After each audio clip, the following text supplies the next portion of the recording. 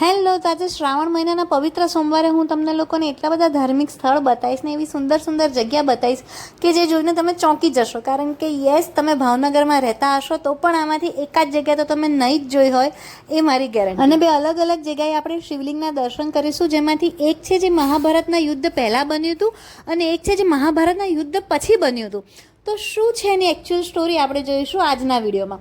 સૌથી પહેલાં અમે લોકો અહીંયા આવી ગયા છે રૂખડા દાદાએ દર્શન કરવા માટે. તો જે લોકો ભાવનગરના હશે એ લોકોએ ચોક્કસથી પીલ ગાર્ડનમાં રૂખડા દાદાના દર્શન કર્યા હશે. પણ શું તમને ખબર છે, રૂખડા દાદા એ કોઈ માણસ નહીં પણ એક વૃક્ષ છે.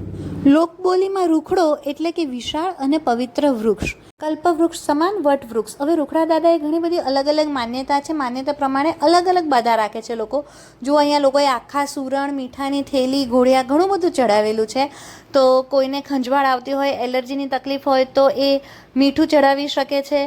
પછી જો એને ઉધરસ હોય, મટ્ટી જ ના હોય તો ગાંઠિયાનો પ્રસાદ ધરાવી શકે છે. તો એ મેં ત્યાં ઇમેજ એડ કરી છે, તમે જોઈ લેજો.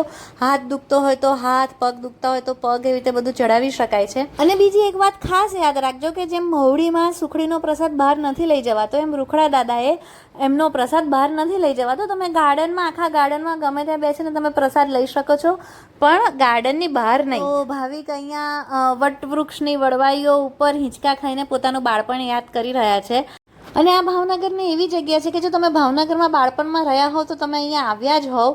ભાવનગરના લોકો એને પીલ ગાર્ડન તરીકે ઓળખે છે, જ્યારે એનું સાચું નામ છે સરદાર બાગ. તો અત્યારે આપણે લોકો પીલ ગાર્ડનમાં ફરી રહ્યા છે. જુઓ, અહીંયા રાજાનું સ્ટેચ્યુ બનાવેલું છે, મહારાજા તખ્તસિંહજીનું સ્ટેચ્યુ છે. ભાવિક અને મારા પપ્પા બંનેનું બાળપણ ભાવનગરમાં વીતેલું છે. તો બંને જણા આખા ગાર્ડનમાં ફરી રહ્યા હતા અને પોતાની યાદોને તાજી કરી રહ્યા હતા કે અમે અહીંયા આવતા હતા, અમે અહીંયા ફરતા હતા ને એવું બધું. જો અહીંયા એક સરસ વસ્તુ મને જોવા મળી કે મકાઈના દોડા આવી રીતે ઝાડમાં લગાયા હતા અને મેં ત્યાં જોયું હતું કે ખિસકોલી આવીને એના ઉપરથી મકાઈના દાણા ખાતી હતી. અહીંયા સરદાર વલ્લભભાઈ પટેલનું પણ સ્ટેચ્યુ છે. બસ, તો પછી અમે જૂની યાદો તાજી કરીને પહોંચી ગયા જમવા, અને જમીને પછી અમે લોકો પહોંચી ગયા નિષ્કલંક મહાદેવ. નિષ્કલંક મહાદેવને ભાવનગરના લોકો નકલંક તરીકે પણ ઓળખે છે. જો અહીંયા ગાડી બધી પાર્ક થયેલી છે, પણ પહેલાં અહીંયા નારિયેળવાળા અને મકાઈવાળા બેસતા ને ખાટલા પણ પડેલા હોતા હતા.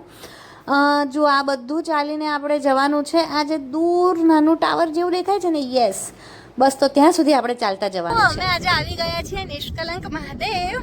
ભાવનગરના લોકોને તો ખબર જ હશે. કહેતા હાય. અને અમે ચેક કર્યા વગર આવ્યા હતા કે ભરતીનો અને ઓટનો ટાઈમ શું છે, બટ લકીલી અમે આવ્યા તો ઓટનો ટાઈમ છે. તો અમે અંદર મહાદેવના દર્શન કરવા જઈ રહ્યા છીએ. ખાસું ચાલવાનું છે, ખાસું એટલે હું તમને બતાવું.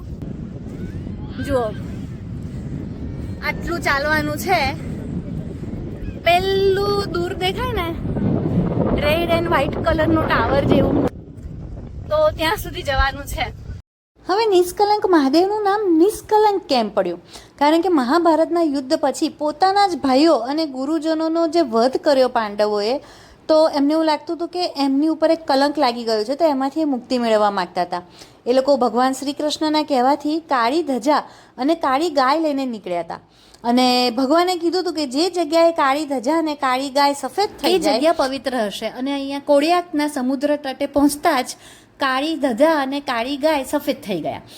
એટલે પાંચેય પાંડવોએ અહીંયા સમુદ્રમાં 5 અલગ અલગ શિવલિંગની સ્થાપના કરી અને એમના કલંકમાંથી મુક્ત થયા, એટલે કે નિષ્કલંક બન્યા. એટલે જ આ જગ્યાનું નામ પડ્યું નિષ્કલંક મહાદેવ. તો કમેન્ટમાં એકવાર ચોક્કસથી લખી દેજો, ઓમ નમઃ શિવાય મહાદેવ હર.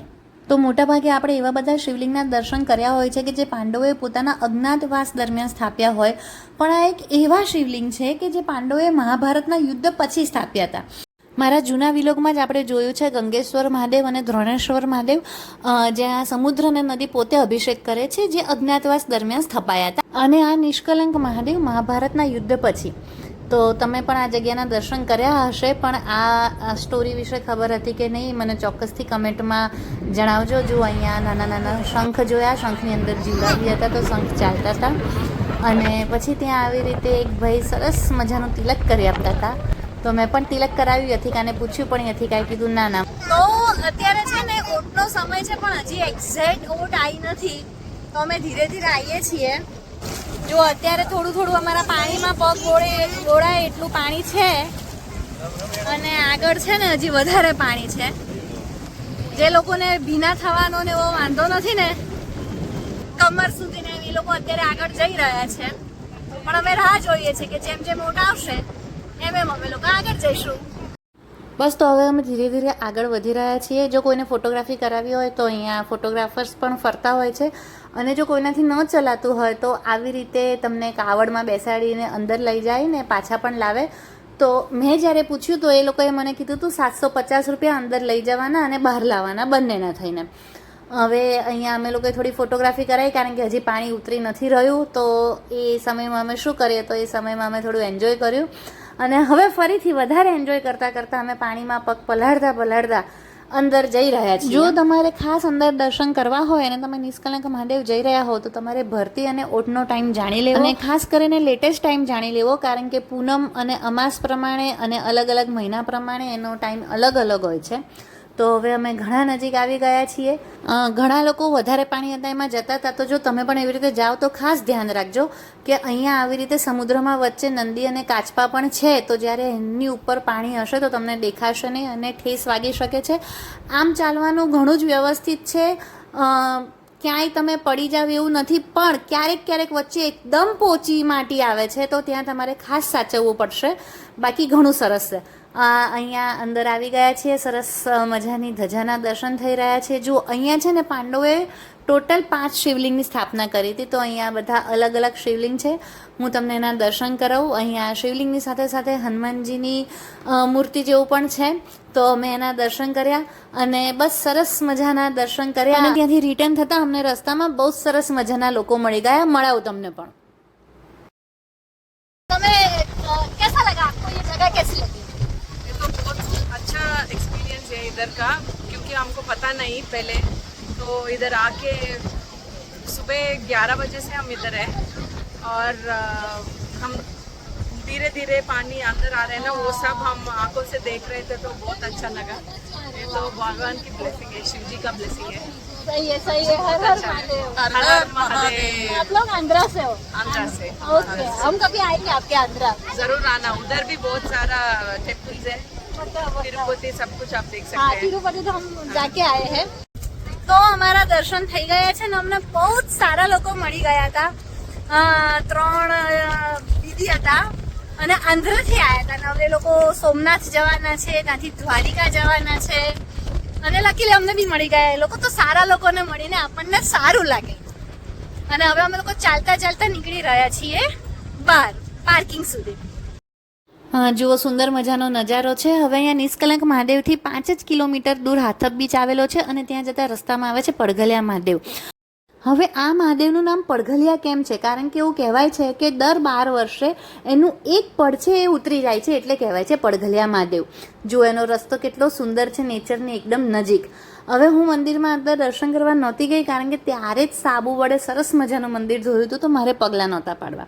અને આ પડઘલિયા મહાદેવ વિશે એક બીજી એવી પણ કથા છે કે નિષ્કલંક મહાદેવ જતાં પહેલાં પાંડવોએ અહીંયા શિવલિંગની પૂજા કરી હતી. અને કંઈક બીજી એક સ્ટોરી એવી પણ છે કે ભીમને શિવલિંગ એટલું બધું ગમી ગયું હતું, તો ભીમે શિવલિંગ ઉખાડવાનો પ્રયત્ન કર્યો, પણ શિવલિંગ એની જગ્યાએથી જરાક પણ ન હલ્યું, અને 20 ફૂટ ઊંડો ખાડો પાડ્યો તો ક્યાંય સુધી શિવલિંગ હતું જ હતું. તો આ 2-3 વાર્તા મને ખબર છે. તમને આમાંથી કઈ વાર્તા ખબર છે અને કઈ સાચી છે કે આ સિવાયની કોઈ માન્યતા હોય તો ચોક્કસથી મને કમેન્ટમાં લખીને જણાવજો. જો અહીંયા સરસ મજાનું બાળપણ રમતું જોવા મળે છે. એ લોકો ખોખો રમતા હતા, અને હવે અમે લોકો પડઘલિયા મહાદેવથી રજા લીધી ને અમે એન્ટર થઈ રહ્યા છે અહીંયા હાથપ બીચમાં. એન્ટ્રી ટિકિટ છે એક વ્યક્તિના 10 રૂપિયા, બહુ જ અફોર્ડેબલ છે. અને અહીંયા હાથપ બીચને હાથપ બંગલો પણ કહેવાય છે. કેમ? કારણ કે અહીંયા નાના નાના બંગલા જેવું બનાવવામાં આવ્યું છે, જ્યાં તમારે લોકો નાઇટ સ્ટે કરવો હોય તો તમે નાઇટ સ્ટે કરી શકો છો. એની વધારે માહિતી જોઈતી હોય તો તમે ગૂગલ કરશો હાથપ બંગલો, તો તમને જોવા અને જાણવા મળી જશે. જો હું તમને અહીંયા બતાવી દઉં, આ રીતના અલગ અલગ ઘર છે. કેટલાક 1 માળના છે, ક્યાંક ડબલ ફ્લોરના પણ છે.